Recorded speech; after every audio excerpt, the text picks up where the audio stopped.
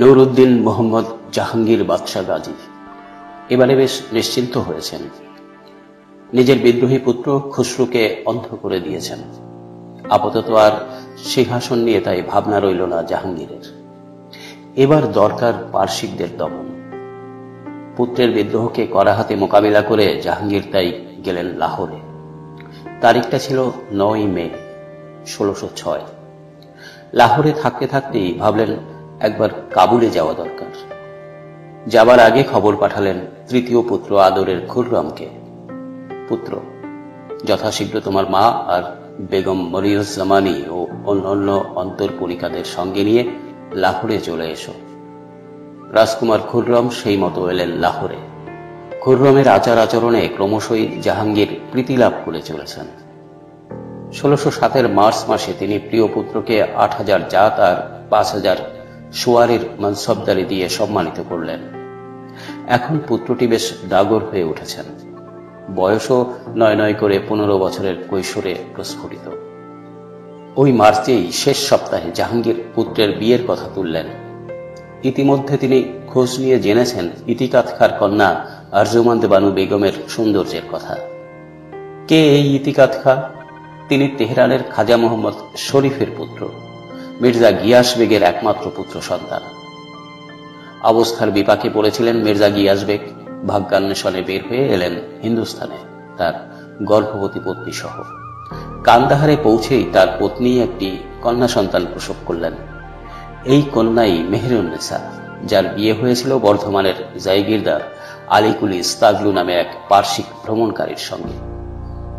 আলীকুলি নামটা অপরিচিত লাগছে? তাহলে বলি, ইনিই সেই ইতিহাস বিখ্যাত শের আফগান, যার মৃত্যুর পর জাহাঙ্গীর তার বিধবা পত্নীকে বিয়ে করে নূরমহল ও নূরজাহান উপাধিতে ভূষিত করেন। দ্বিতীয় বিয়ের সময় নূরজাহানের বয়স 35। এই মেহেরুন্নেসার একটি ভাই ছিলেন, তিনি ইতিকাত খাঁ। ইতিহাসে পরে যিনি খ্যাত হন আশোক খাঁ এই উপাধি নামে। ইতিকাত খাঁর মেয়েটি ইতিমধ্যেই চতুর্দশীর চাঁদের লাবণ্যে ভরপুর। জাহাঙ্গীরের প্রস্তাবে স্বভাবতই খুশি হলেন ইতিকাত। কন্যা চাক্ষুষের দিন জাহাঙ্গীর স্নেহ করে নিজের হাতে আরজুমান্দ বানু বেগমের হাতে আংটি পরিয়ে দিলেন। তিনি যে তার প্রিয়তম পুত্র খুররমের ভাবী পুত্রবধূর মঙ্গল কামনায় বিশাল উৎসবেরও আয়োজন করলেন সম্রাট জাহাঙ্গীর। পুত্রের সম্মান বৃদ্ধির জন্য কাবুল থেকে ফেরার পথে ওই বছরের নভেম্বর মাসেই জাহাঙ্গীর শাহজাহানকে উজ্জয়িনীর একটি জায়গির হিসার ফিরোজার সরকার এবং লাল তাবু খাটাবার অধিকার দিলেন। আরও দিলেন রাজকীয় শিলমোহর ব্যবহারের ঢালাও অধিকার। এসব খবর কি আরজুমান্দ বানুর কানে পৌঁছল? স্বামী গর্বে তিনি কি গর্ব অনুভব করতে লাগলেন? খুররমও কি তার এই চতুর্দশী ভাবী পত্নীর কল্পনায় নিমগ্ন হলেন? ইতিহাস মাঝে মাঝে কথা বলে না, শুধু বলে জাহাঙ্গীর ছেলে বড় হয়েছে দেখে তাকে উর্তাবাগের প্রাসাদটি দান করে দেন। খুররম সেটিকে মনোমতো করে সাজিয়ে গুছিয়ে তুলেছেন। দেখে ভারী খুশি হয়েছেন পিতা। পিতার বদান্যে তার ভাগ্যে আরো সম্মান স্তূপকৃত হয়েছে। 1608 জাহাঙ্গীর পুনশ্চ ফিরে এসেছেন আগ্রার রাজপ্রাসাদে। পুত্র এখন 16 বছরে পা দিয়েছে। ভাবী বধূর জন্য সংসার পাতার প্রয়োজন, তাই পৃথক মহলের ব্যবস্থা। মোহাম্মদ মকিমের মহলটি তাই তাকে দিয়েছেন। আর দিয়েছেন 40,000 টাকা মূল্যের একটি আশ্চর্য পান্না ও 2টি মুক্ত।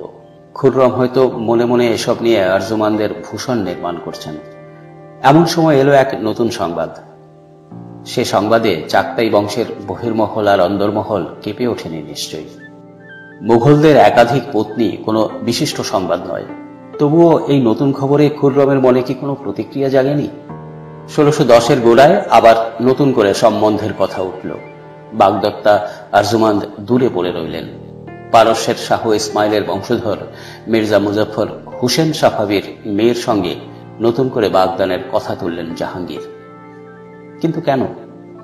আরজুমান্দের সঙ্গে তবে কি কোনো মতান্তর ঘটেছে খুররমের? হোক না তার একাধিকবার বিয়ে, কিন্তু আরজুমান্দকে দূরে সরিয়ে রেখে কেন এই নতুন বিয়ের প্রস্তাব? তবে কি খুররম নতুন করে এই মেয়েটির প্রণয় পাশে আবদ্ধ হয়েছেন? ইতিহাস সব কথা বলে না, কিন্তু ঘটনা কথা কয়ে চলে। 1607 30 মার্চ বাংলার শাসনকর্তা কুতুবউদ্দিনের হাতে জাহাঙ্গীরের আদেশে শের আফগান নিহত হয়েছেন। শের আফগান যে তার বারাভাতে ছাই দিয়েছেন, একদা তো এই মেহেরুন্নেসাকে সেলিমই বিয়ে করতে চেয়েছিলেন। পিতা আকবর সেই ইচ্ছা পূরণ না করে আলীকুলির হাতে তুলে দিয়েছিলেন তার বাঞ্ছিত ধন। 1605-এ আকবরের মৃত্যু হয়েছে, অতএব সেই অপহৃত ধনকে ফিরিয়ে আনতে চেয়েছেন জাহাঙ্গীর নিজের নিঃস্বপ্ন অধিকারে। শের আফগান নিহত, কণ্টক অপসারিত। মেহেরুন্নেসাকে নিয়ে এলেন নিজের প্রাসাদে। কত সাধ্য সাধনা করেন জাহাঙ্গীর, কিন্তু স্বামী হন তার প্রতি মেহেরুন্নেসা বিমুখ। অথচ ভিতরে ভিতরে ক্ষমতার একটা লোভ তখন এই বিধবাকে কুড়ে কুড়ে খাচ্ছিল। জাহাঙ্গীরও ক্রমাগত সেই ইচ্ছায় বাড়ি সিঞ্চন করে চলেছেন। তবুও মেহেরুন্নেসা মুখ ফিরিয়ে, কৌশলে ফাঁদে তাকে এখন বন্দী করতে চেয়েছেন জাহাঙ্গীর। আরজুমান্দ বেগম হলেন মেহেরুন্নেসার নিজের ভাইজি, ইতিকাত খাঁর কন্যা। অন্য মেয়ের সঙ্গে বিয়ে দিয়ে জাহাঙ্গীর মেহেরুন্নেসাকে বোঝাতে চাইলেন, সুন্দরী, আমার ভজনা করো, নইলে তোমার ভাইজির কপালে অশেষ দুর্গতি। এটা শুধু তার কথার কথা রইল না, সত্যি তিনি 1610 সালের 29 অক্টোবর তারিখে পুত্রের বিয়ে দিয়ে বসলেন মির্জা মুজাফফর হোসেন সাফাবির মেয়ের সঙ্গে। ঘরে এলেন পুত্রবধূ হয়ে কান্দাহারি বেগম, খুররমের প্রথম স্ত্রী। এবার বুঝি মন গলল মেহেরুন্নেসার। সন্তানের বিয়ের পর জাহাঙ্গীর মেহেরুন্নেসাকে বিয়ে করলেন 1611-র 25 মে। মেহেরুন্নেসা হলেন নূরমহল থেকে নূরজাহান, জগতের আলো। এবার তিনি জাহাঙ্গীরকে বললেন আরজুমান্দকে ঘরে আনো, আর খুররমকে বুঝিয়ে দিলেন শুধু ভাইজিটিকেই তিনি দিচ্ছেন না, তাকে আরও দিচ্ছেন 12,000 জাত এবং 5,000 সুয়ারের মনসবদার। খুররমের ভাগ্য এখন নূরজাহানের করতলগত, এ কথা যেন ভুলে না যায় খুররম। এর প্রায় মাসখানেক পরেই সেই ঐতিহাসিক মিলন লগ্ন এগিয়ে এলো। 5 বছর 3 মাস আগে যে বাগদান সম্পাদিত হয়েছিল তা পূরণ ঘটল। 15 বছরের সেদিনের খুররম এখন 20 বছর 3 মাস। কিশোরী আরজুমান্দ বেড়ে ওঠা এখন ভরা যৌবন, 19 বছর 1 মাস। ইতিমাদ দৌলার পুত্র ইতিকাত খাঁর কন্যা আরজুমান্দের এই বিয়েতে রাত কাটাতে স্বয়ং সম্রাট এলেন 18ই খুরদাত বৃহস্পতিবার খুররমের বাড়িতে। একদিন এক রাত সেখানে থাকলেন। আনন্দমগ্ন খুররম পিতা, বেগম, মা, সৎমা, হারেমের বাদীদের আর আমিরদের নানা মণিমুক্তা উপহারে তোষণ করলেন। অজস্র অর্থব্যয়ে বিবাহ উৎসব সর্বকালীন শ্রেষ্ঠ আনন্দ উৎসবে পর্যবসিত হল। শোভাযাত্রা, বাজি পোড়ানোর উজ্জ্বলতায় দিন ও রাত্রি মোহিত হল। সমগ্র আগ্রা নগরীও যুবতীর শোভায় শোভিতা। ধন্য হল 1612 এপ্রিল সন্ধ্যা। এর 5 বছর পরে খুররমের হারেমে এলেন তার তৃতীয় বেগম, সুখ্যাত আব্দুর রহিম খান খানানের পুত্র শাহনওয়াজ খানের কন্যা। কিন্তু এইসব পত্নীরা কি আরজুমান্দের সৌভাগ্য সূর্যকে রাহুগ্রস্ত করতে পারল? পারেনি। মুঘল বংশের ইতিহাসে এমন প্রায় এক পত্নী লগ্ন সম্রাট পুত্র আর কেউ হতে পারলেন না। স্বামীর নিঃস্বপ্ন অধিকারে আরজুমান্দ বানুর দিন কাটতে লাগল।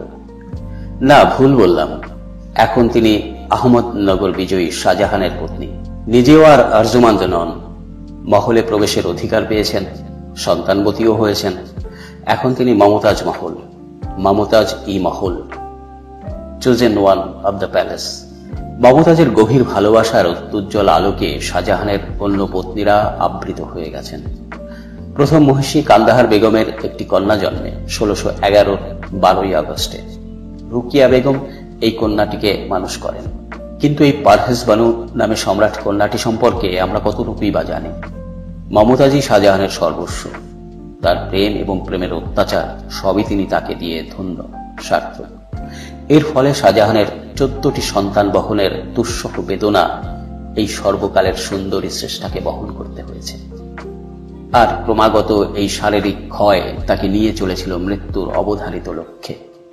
14টি সন্তানের 7টি মাত্র জীবিত ছিল তার জীবৎকালের মধ্যে। 14টির মধ্যে 8টি ছিলেন পুত্র, 6টি কন্যা সন্তান। প্রথমে জন্মগ্রহণ করেন একটি কন্যা, নাম খুব সম্ভবত চমানি বেগম। জাহানারা তার দ্বিতীয় সন্তান, জন্ম হয় আজমিরে 23 মার্চ 1614 সালে। দারাশিকো তার তৃতীয় সন্তান এবং প্রথম পুত্র, জন্মগ্রহণ করেন 20 মার্চ 1615 সালে আজমিরে। এই আজমিরেই জন্মগ্রহণ করেন শাহ সুজা 23 জুন 1616 তারিখ। তৃতীয় কন্যা সন্তান রোশন আরা বেগমের জন্ম বুরহানপুরে, জন্ম তারিখ 24 আগস্ট 1617। ষষ্ঠ সন্তান ঔরঙ্গজেব জন্মগ্রহণ করেন 1618 সালের 24 অক্টোবর, তার জন্মস্থান দৌহাদ। দশম সন্তান মুরাদের জন্মস্থান রোহটাস, জন্ম তারিখ 29 আগস্ট 1624। 13 এপ্রিল 1630 জন্মগ্রহণ করেন স্বল্পজীবী কন্যা হাসনে আরা বেগম বুরহানপুরে। বুধবার শেষ সন্তান এলো কন্যারূপে 17 জুন 1631 রাতে। মা এবং চতুর্দশ সন্তানটির মৃত্যু লগ্ন সূচিত হল সেই ক্ষণেই। 1612 থেকে 1631, 19 বছরের গাঢ় দাম্পত্য জীবনে 14টি সন্তানের উপহার শাহজাহানকে তৃপ্ত করতে পেরেছিল কিনা জানি না, কিন্তু অবধারিত ক্ষয় মমতাজকে ক্লিন্ন করে তুলেছিল ক্রমাগত। মমতাজ মহল সাম্রাজ্ঞী হলেও তার বড় পরিচয় তিনি মা। ইতিপূর্বে 6টি সন্তানের অকাল মৃত্যুর বেদনা তাকে সইতে হয়েছে গোপনে, ঠোঁট চেপে। শাহজাহান সেই বেদনার সঙ্গী হয়েছিলেন কিনা জানি না, কিন্তু অপরিসীম স্নেহে শ্বশুর জাহাঙ্গীর পূর্ববৎ পাশে দাঁড়াতে চেয়েছেন, সহানুভূতির অজস্র সান্ত্বনা নিয়ে। মেয়ে চলে গেল, মমতাজ মহল ডাক ছেড়ে কাঁদতেও পারেননি। মেয়ে গেল 15 জুন 1616, আর তার মাত্র 8 দিন পরে তিনি জন্ম দিলেন শাহ সুজার। মৃত্যু ও জন্মের আলো ছায়ায় মমতাজের জীবনের সায়াহ্নতাই ঘনিয়ে এলো ধীরে। অঙ্গুরিবাগের বাগানে মমতাজের পদচারণা আগেই বন্ধ হয়েছিল, এবার স্তব্ধ হল চিরতরে। 19 বছর দাম্পত্য জীবনে মমতাজ মহলের প্রেম নূরজাহানের চেয়ে সুগভীর ছিল। রাজ্য আর অর্থের লালসা তাকে ক্ষুদ্রচেতা করতে পারেনি। তাই দক্ষিণ ভারত থেকে ওড়িশা, বাংলা বিহারে স্বামীর প্রেমের অতল বৈভবে মগ্ন থেকে দুঃখময় শিবির জীবনকে বরণ করে নিতে পেরেছিলেন। কোনো সময়েই তিনি শূন্য গর্ভ থাকতেন না। স্বামীর প্রণয়ের জান্তব চিহ্ন ধারণ করেই তাকে শিবির জীবনের পীড়ন উদ্বেগ সহজভাবে গ্রহণ করতে হয়েছিল। কিন্তু একটা সান্ত্বনা ছিল তার গর্ভজাত পুত্রকন্যাই শাহজাহানের অন্তরের স্বীকৃতি পেয়েছে সর্বাধিক, তার সপত্নীদের সন্তানেরা নয়।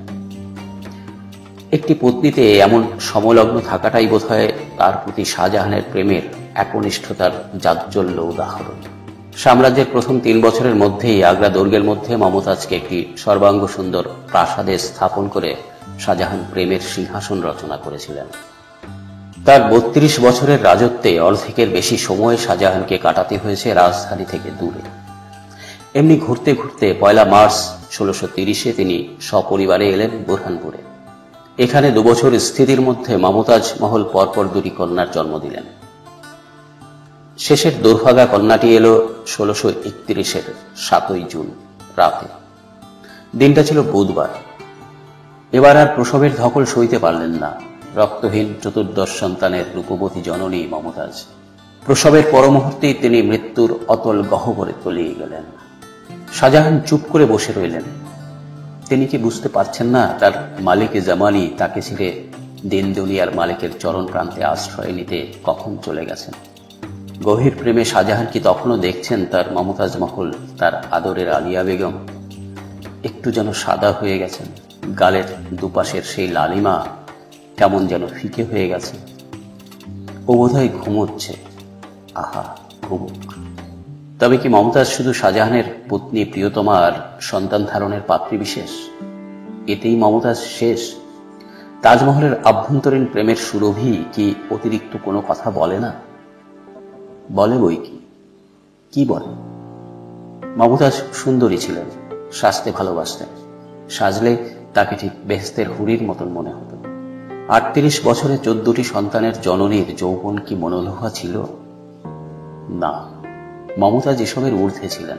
শাহজাহান তাকে মালিকি জামানির উপাধি দিয়েছিলেন, এমনকি তাকে রাজকীয় সিলমোহরের অধিকারী করেছিলেন। মমতাজ নিজের নামে ফরমানও ব্যবহার করতেন, কিন্তু ক্ষমতা তাকে মদমত্ত করেনি। অপরিসীম দয়া সেই অর্থের সদ্ব্যবহার করতে শিখিয়েছিল। কত অনাথ শিশু, কত বিধবা রমণী, কত অন্ধ আতুর প্রতিদিন নিয়মিত তার দানে পুষ্ট হতো। তার হিসাব ইতিহাস রাখেনি। তার প্রধানা সহচরী সতীউন্নেসা খানম তার সমস্ত বদান্যতায় তাকে উৎসাহিত করতেন প্রবলভাবে। আজও সেই সহচরীর পার্শ্ববর্তী কবর থেকে মমতাজ সেসব দিনের কথা বলেন কিনা যদি শুনতে পেতাম। পুত্রকন্যাদের দায়িত্ব পালন করতে পারতেন কি এই বিদুষী মহিলা? স্নেহ ছিল তার অপরিসীম, কিন্তু সে স্নেহে শাসনের বন্ধন ছিল না। কেবল দারাশিকর বিয়ের একটা ব্যবস্থা করে গিয়েছিলেন তিনি। আসলে মমতাজ মহলের অভ্যন্তরে একটি মানুষই চিরকাল আধিপত্য করতে পেরেছেন, তার প্রেমের রাজদণ্ড হাতে। তারই জন্য তিনি শিবিরে শিবিরে ঘুরেছেন। তারই প্রেমে শিয়া ধর্মের সঙ্গে সুন্নির বিষম ধাতুতে মিলন ঘটেছে। তাকেই মমতাজ ধর্ম ব্যাপারে প্রভাবিত করেছিলেন। সেই জন্যই কি শাহজাহান এত হিন্দু এবং খ্রিস্টান বিরোধী হয়ে পড়েছিলেন? অথচ মমতাজের অন্তরে তো একটি পবিত্র ভক্তিমতী প্রাণ নিবাস করত, গভীর বিনম্রতায়।